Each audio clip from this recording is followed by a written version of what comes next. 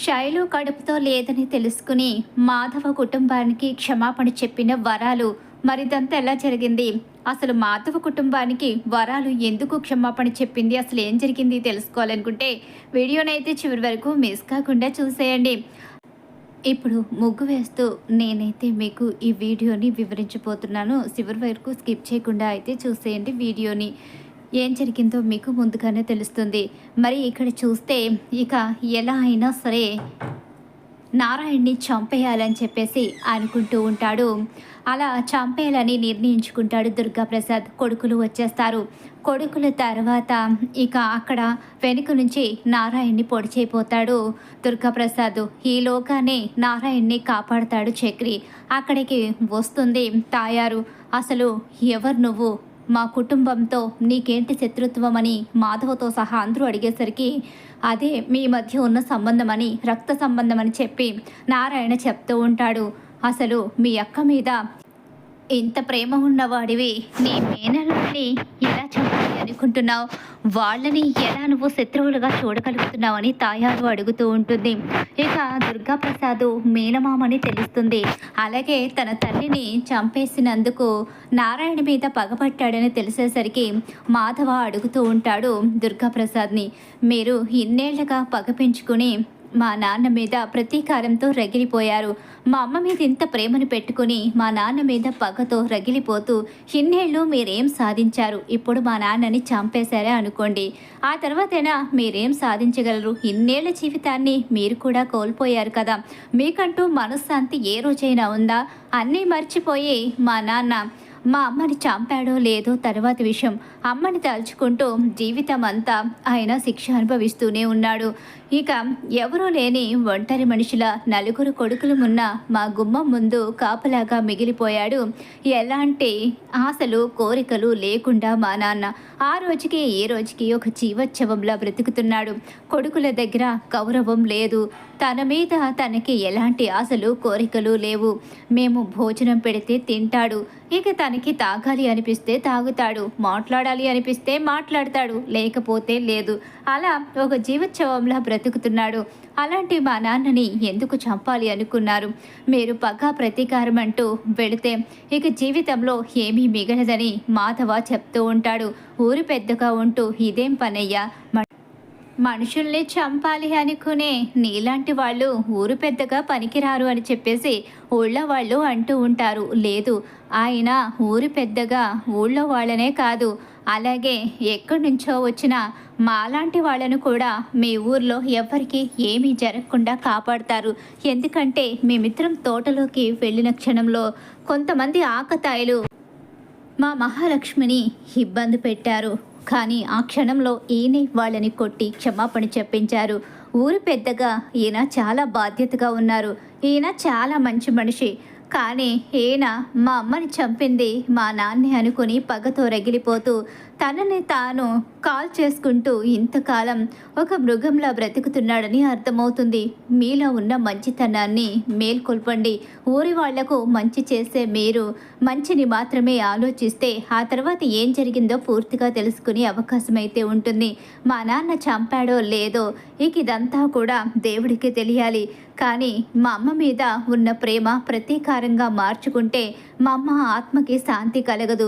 మా అమ్మ మీకు ఇష్టమైతే ఈ పగని ప్రతీకారాన్ని ఇక్కడితో వదిలేయండి అని చెప్పేసి మాధవ అలాగే చక్రి అందరూ కూడా చెప్తూ ఉంటారు. అప్పటి వరకు పగతో రగిలిపోతున్న దుర్గాప్రసాద్ ఇంకా మేనల్లుళ్ళ ముందు తల ఉంచుతాడు. ఇంకిప్పుడు ఇలాంటి పొరపాటు చెయ్యను. ఇప్పటి వరకు పగ ప్రతీకారాన్ని మాత్రమే మనసులో పెంచుకొని మా అక్కని ఎంతో గొప్పగా ప్రేమించాను అనుకున్నాను.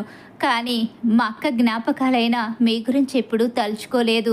ఇంకెప్పుడు ఇలాంటి పొరపాటు చేయను. మా అక్కని చంపితే శిక్ష అతని అనుభవిస్తాడు.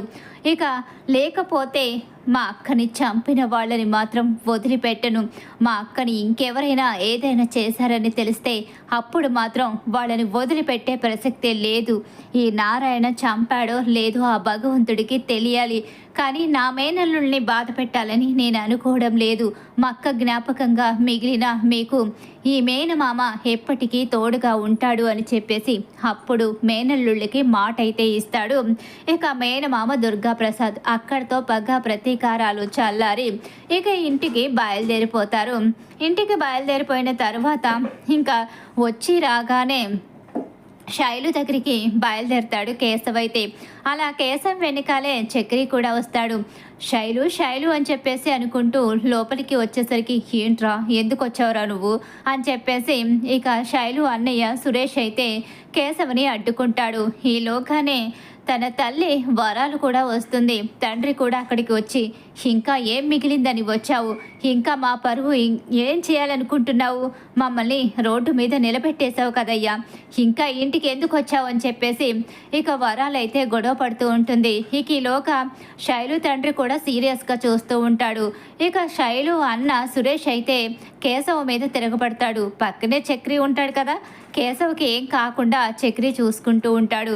ఈ లోకాన్ని శైలు వచ్చి వదలరా అన్నయ్య వదలరా అని చెప్పేసి వదిలిస్తుంది.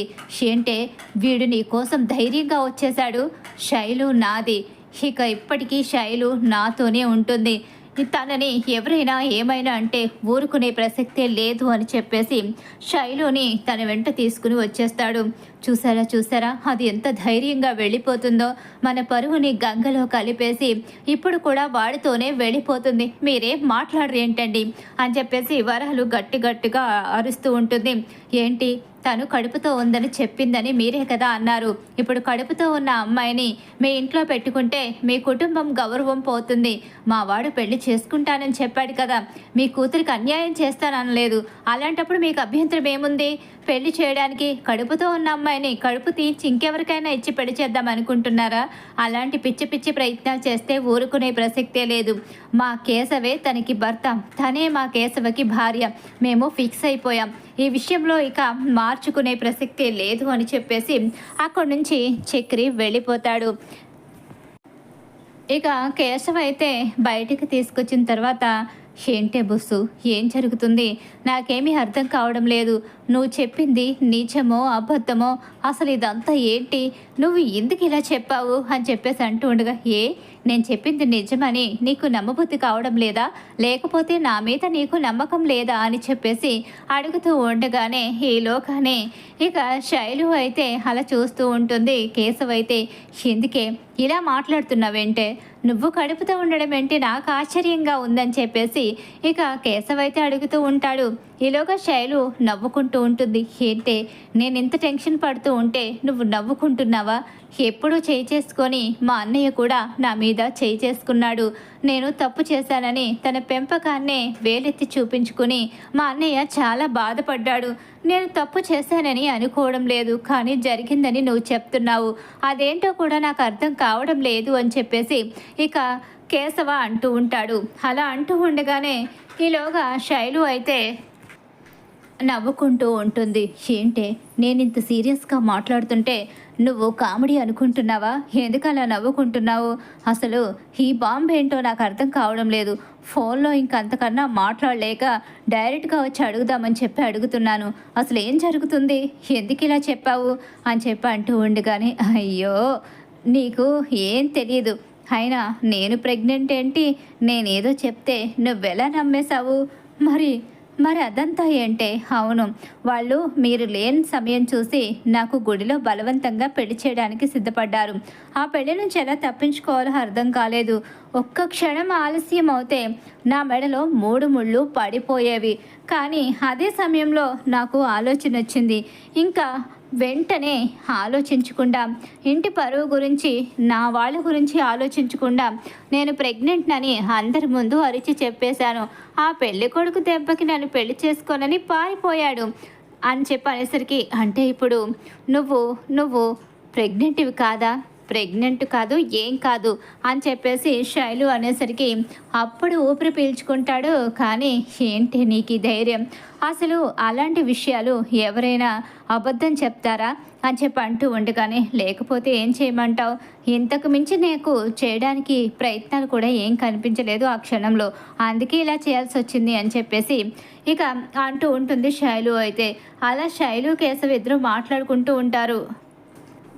ఇక్కడ చూస్తే ఇక మాధవ ఇంట్లో చక్రితో అంటూ ఉంటాడు, ఏంట్రా అసలు ఏం జరుగుతుంది? ఇప్పుడు శైలు వాళ్ళ అమ్మా నాన్న ఏమంటున్నారు? ఏముంది, కేశవ వాడు పెళ్లి చేసుకుంటానని గట్టిగా చెప్పేశాడు. ఆ అమ్మాయి కూడా చాలా గట్టిగా ఉందిలే, కాబట్టి ఎట్టి పరిస్థితిలో కూడా ఇక వీళ్ళ పెళ్లి జరిగే తీరుతుంది. పైగా అమ్మాయి ప్రెగ్నెంట్ కదరా. అవును ప్రెగ్నెంట్ కదా, అందుకని ఇంక పెళ్లి జరిగే తీరుతుందిలే అని చెప్పేసి అంటూ ఉంటాడు. ఈలోగానే ఇక్కడ నారాయణ దగ్గరికి మహాలక్ష్మి వస్తుంది. మీ దగ్గర చాలా సీక్రెట్లు కనిపిస్తున్నాయే, ఏంటి ఇప్పుడు మళ్ళీ కొత్తగా ఏం తెలిసింది? కొత్తగా తెలియాల్సింది ఏముంది? ఆ రుద్రవరంలో చూసాం కదా, మీరు చాలా దాచిపెట్టుకున్నారు. ఇంకా ఎన్ని దాచారో ఏంటో, ఏ ట్రంగు పెట్టి తీస్తే ఏ సీక్రెట్ బయటకు వస్తుందో, ఇప్పుడు అవన్నీ ఎందుకులే అని చెప్పేసి నారాయణ అంటూ ఉంటాడు. ముందు ముందు ఇంకా ఏవేవో బద్దలు కొట్టబోతున్నారని అర్థమవుతుంది అని చెప్పేసి ఇక చెప్తూ ఉంటుంది మహాలక్ష్మి. ఇంకేమీ లేవు నా దగ్గర, నువ్వేం తెలుసుకోవాల్సినవి ఏమీ లేవని చెప్పేసి నారాయణ తప్పించుకుని వెళ్ళిపోతాడు. అలా వెళ్ళిపోయేసరికి అయితే మొత్తం మీద ఈయన దగ్గర ఇంకా ఏదో పెద్ద సీక్రెటే దాగుంది, అందుకనే చెప్పడం లేదు, ఇంకా ఏం తెలియబోతున్నాయో ముందు ముందు అని చెప్పేసి మహాలక్ష్మి ఆలోచించుకుంటూ ఉంటుంది. శైలు ఇంటికి వెళ్ళేసరికి ఇంట్లో మళ్ళీ తల్లి గొడవ పెట్టడం మొదలు పెడుతుంది. నీకు అసలు మమ్మల్ని ప్రాణాలతో ఉంచాలని లేదా? ఎందుకే మమ్మల్ని ఇలా చంపేస్తున్నావు? ఇలా ప్రతిరోజు చంపే కన్నా ఒక్కసారే ఏదో ఒకటి ఇచ్చి మమ్మల్ని చంపేయచ్చు కదా అని చెప్పేసి అంటూ ఉంటుంది. ఇక వరాలైతే అసలు ఆ మాధవ కుటుంబాన్ని వదిలిపెట్టను, వాళ్ళని పోలీస్ స్టేషన్కి ఈడ్చి వాళ్ళంతా చూస్తాను. ఆ కుటుంబం అంత చాండాలం కుటుంబం ఎవ్వరూ ఉండరు. ఇంత ద్రోహం చేస్తారా? ఒక ఆడపిల్లకి ఇంత అన్యాయం చేస్తారా? ఆడపిల్ల తల్లిదండ్రుల బ్రతుకులతో ఆడుకుంటారా? అసలు ఆ కుటుంబం బాగుపడుతుందా అంటూ ఇష్టం వచ్చినట్టు శాపనార్థాలు పెడుతూ ఉంటుంది. ఇక వరాలైతే ఈలోగాని ఆపమ్మ అంటూ శైలు గట్టిగా అరుస్తుంది. ఏమైందే? వినలేకపోతున్నావా? నువ్వు మాటలే వినలేకపోతూ ఉంటే నువ్వు చేసిన పని కారణంగా వాడి వల్ల మేము తలదించుకుంటున్నాం. ప్రతి ఒక్కరూ మమ్మల్ని అవమానిస్తూ ఉంటే మేము ఎలా బ్రతకగలం అనుకుంటున్నావే అని చెప్పేసి అంటూ ఉండగానే, నువ్వు తలదించుకునే అంత తప్పు నేనేం చేయలేదు. ఇంకా తప్పు చేయలేదంటావా? కడుపుతో ఉన్నానని అందరి ముందు సిగ్గు లేకుండా చెప్పి తప్పు చేయలేదని ఎలా అంటున్నావని చెప్పనేసరికి, నేను కడుపుతో లేను అంటూ గట్టిగా అరుస్తూ చెప్తూ ఉంటుంది శైలు. అయితే ఏం మాట్లాడుతూ ఉన్నావమ్మా నువ్వు అని తండ్రి అడిగేసరికి, అవును నాన్న, మీ పరువు తీసే పని ఈ శైలు ఎప్పటికీ చేయదు. నిజమే, నేను కేశవని ప్రేమించాను, కేశవని పెళ్లి చేసుకుంటానని, మీకు ఇష్టం లేకపోయినా కేశవతో జీవితాన్ని పంచుకోవాలని మీ మనసుని బాధ పెడుతున్నాను. అలా అని మీ పరువు తీసి తప్పు చేసే మనిషిని కాదు నాన్న. మా నాన్నని ఒప్పించి పెళ్లి చేసుకోవాలని అనుకుంటున్నాను. కానీ లేకపోతే నేను ఎప్పుడో నా దారి నేను చూసుకుని ఉండేదాన్ని. అవును, ఒకసారి బయటికి వెళ్ళిపోయాను, అలా అని మీరు తలదించుకునేలా నేను ఎప్పటికీ చేయను అని చెప్పి శైలు అంటూ ఉంటుంది. కడుపుతో లేవు అంటే ఆ రోజు పెళ్ళి తప్పించుకోవడానికి అలా మాట్లాడాను. అసలు కేశవ చాలా మంచివాడు, ఎప్పుడూ కూడా నన్ను ఆ ఉద్దేశంతో చూడలేదు. చాలా మర్యాదగా ప్రవర్తిస్తారు. ఆ కుటుంబంలో అందరూ కూడా ఆడపిల్లని ఎంతో గౌరవంగా చూస్తారు. ఆ ఇంట్లో మహాలక్ష్మి ఉంటుంది కదా, తనని వాళ్ళందరూ దేవతలా చూస్తారు. ఆ ఇంట్లో తను అంతమంది మగవాళ్ళ మధ్య అంత ధైర్యంగా ఉంటుంది అంటే తనకి వాళ్ళు ఎంత గౌరవం ఇస్తున్నారో మీకు అర్థమై ఉండాలి. ఆ రోజు వీడు ఆ అమ్మాయిని ఇబ్బంది పెట్టాడని చెప్పేసి ఆ 5గురు వీడిని చంపడానికి సిద్ధపడ్డారు. అది వాళ్ళ సంస్కారం. వాళ్ళకి మనకి ఎంత తేడా ఉందో అమ్మ నోటిని చూస్తేనే అర్థమవుతుంది. తను నోటికొచ్చినట్టు మాట్లాడింది. నేను కడుపుతో ఉన్నానని వాళ్ళ అన్నయ్యకి ఫోన్ చేసి ఇక ఇక వాళ్ళ అన్నయ్యను ఇష్టం వచ్చినట్టు మాట్లాడి బాధ పెట్టేసరికి వాళ్ళ అన్నయ్య కేశవని కొట్టడం, నన్ను ఎందుకింతగా అవమానిస్తున్నావు, నా పెంపకాన్ని నువ్వు తప్పుతో పట్టించావని వాళ్ళ అన్నయ్య చాలా బాధపడ్డారంట. ఇక ఎలాగైనా సరే వెళ్ళిన తర్వాత పెళ్లి చేసుకుని ఆడపిల్ల తల్లిదండ్రుల గౌరవాన్ని నిలబెట్టమని చెప్పి వాళ్ళ అన్నయ్య చాలా గట్టిగా చెప్పడంతో అన్నయ్య పెళ్ళయ్యేదాకా పెళ్లి చేసుకోను అన్న కేశవ తప్పు జరిగిందేమో అన్న భయంతో పెళ్లి కూడా చేసుకోవడానికి సిద్ధపడ్డాడు. అది వాళ్ళ కుటుంబం అంతే, ఇప్పటికైనా అర్థం చేసుకోండి అని చెప్పేసి ఇక శైలు అయితే లోపలికి వెళ్ళిపోతుంది. చూసారా చూసారా, ఇది అసలు దీనికి ఎంత ధైర్యం, ఆ కుటుంబాన్ని ఇంకా వెనకేసుకునే వస్తుంది, ఆ కుటుంబాన్ని అసలు బ్రతకనివ్వకూడదు, ఆ కుటుంబాన్ని ఉండనివ్వకూడదు, ఆ కుటుంబం కనుక ఇలానే ఉంటే ఇక మనకి నీడ లేకుండా పోతుంది, ఆ కుటుంబంలో వాళ్ళు ఎలాంటి వాళ్ళు ఊరందరూ చెప్తున్నారు, ఊరందరూ ఎంతగా చెప్పినా సరే మనం వినిపించుకోవడం లేదు, అసలు దీనికైతే కొంచెం కూడా అర్థం కావడం లేదు, ఊరందరూ ఆ కుటుంబాన్ని చెడ్డవాళ్ళని చెప్పినప్పుడు ఇది మంచి వాళ్ళని ఎలా చిత్రీకరిస్తుంది, వాళ్ళు ఎలా మంచి వాళ్ళు అవుతారు అని చెప్పి అంటూ ఉండగానే ఏదేదో ఇంకా కుటుంబం గురించి తన నోటికొచ్చినట్టు మాట్లాడి ఇంకా శైలుకి మరోసారి ఇంకొకరితో పెళ్లి చేస్తాను, ఎలా తప్పించుకుంటుందో ఏంటో అని చెప్పేసి గట్టిగా అరుస్తూ ఉంటుంది. అలా అరిచేసరికి ఒక్కసారే వరాలు చంప పగలగొడతాడు తన భర్త. అలా కొట్టేసరికి షాక్ అయిపోతుంది. ఏంటండి నన్నే కొడతారా? కొట్టడం కాదు, చంపేస్తాను, ఇంకా కుటుంబం గురించి ఒక్క మాట కూడా మాట్లాడడానికి లేదు.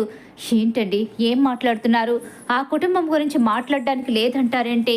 మనకి ఇంత అన్యాయం చేసినా ఆ కుటుంబం గురించి మాట్లాడకుండా ఎలా ఉండగలం? ఎవరు అన్యాయం చేశారు? మొదట ప్రేమించింది శైలు, తన వెంట పడింది శైలు, చివరికి కేశవ తప్పు చేయకపోయినా తప్పు జరిగిందేమో అనే భయంతో శైలు చెప్పిన అబద్ధాన్ని కూడా నిజమని ఒప్పుకున్నాడు. తన అన్నయ్య కూడా ఆ కుటుంబం పరువుని కాపాడడం కోసం, ఆడపిల్లగా మన అమ్మాయి విలువని కాపాడడం కోసం తను ఎక్కడా కూడా ఈ మాట మాట్లాడకుండా తన తమ్ముడిని వెళ్ళి ఆ తప్పు సరిచేసుకుని రమ్మని చెప్పాడు. తమ్ముడు తప్పు చేయలేదనే నమ్మకం ఉన్నా కూడా అక్కడ ఇక తప్పు జరిగిందనే భయంతో, ఎక్కడ ఆడపిల్ల తల్లిదండ్రులు ఏమైపోతారా అన్న భయంతోనే వాళ్ళ అన్నయ్య చెప్పాడే తప్ప మన పరువు తీయాలని అసలు ఎప్పుడూ కూడా వాళ్ళు ఆలోచించలేదు. మనం ఆ కుటుంబం మీదకి గొడవకెళ్ళామే కానీ ఎప్పుడు వాళ్ళు మనల్ని అవమానించాలని ఎప్పుడూ అనుకోలేదు.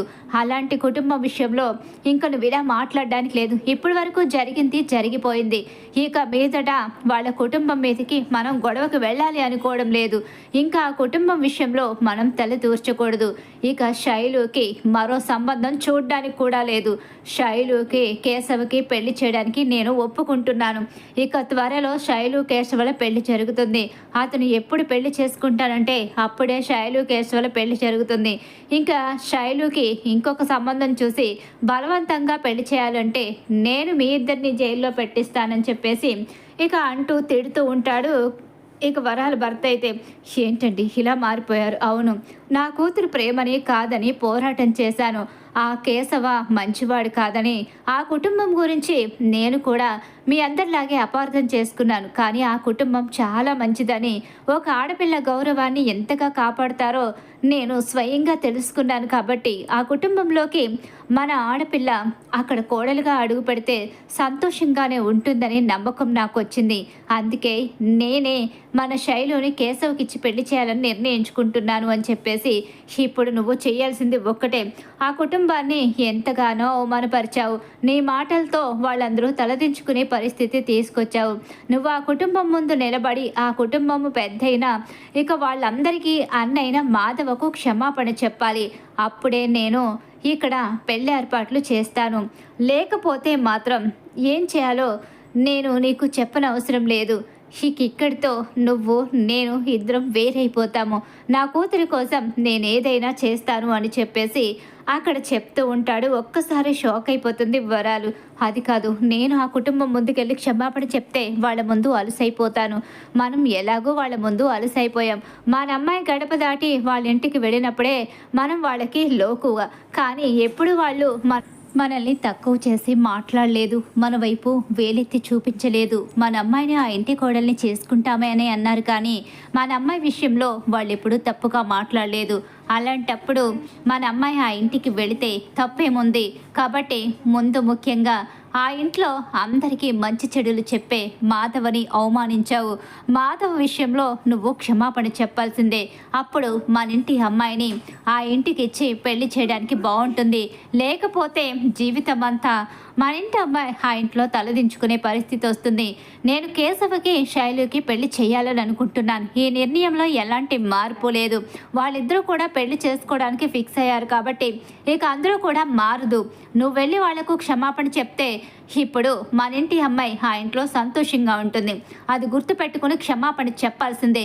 ఇది నా మాట అని చెప్పేసి ఇక చెప్పేసరికి వరాలు తప్పనిసరి పరిస్థితిలో ఆ ఇంటికి వెళ్ళి మాధవ్ ముందు, నన్ను క్షమించు బాబు, నేను తప్పు చేశాను. చెయ్యని తప్పుకి మీ తమ్ముడి మీద నిందలు వేశాను. నా కూతురు నిజంగానే తప్పు జరిగిందని చెప్పేసరికి వెనక ముందు ఆలోచించకుండా మీ కుటుంబాన్ని, మిమ్మల్ని అవమానించి మాట్లాడాను. ఇక మా కూతుర్ని మీ ఇంటికిచ్చి, మీ తమ్ముడికిచ్చి పెళ్లి చేయడానికి మాకు ఎలాంటి అభ్యంతరమూ లేదు. మీ ఇంటి కోడలుగా మా కూతుర్ని పంపిస్తామని చెప్పేసి 2 చేతులు జోడించి మాధవకి క్షమాపణ చెప్పి శైలుని ఆ ఇంటి కోడలుగా పంపిస్తామని చెప్పి వరాలు మాట అయితే ఇస్తుంది. అలా శైలు కేశవుల పెళ్ళికైతే ఒప్పుకుంటారు ఇంట్లో అందరూ కూడా. ఇక వరాలు చివరికి ఆ కుటుంబానికి క్షమాపణ చెప్తుంది. మరి ఖచ్చితంగా రాబోయే కథలో అయితే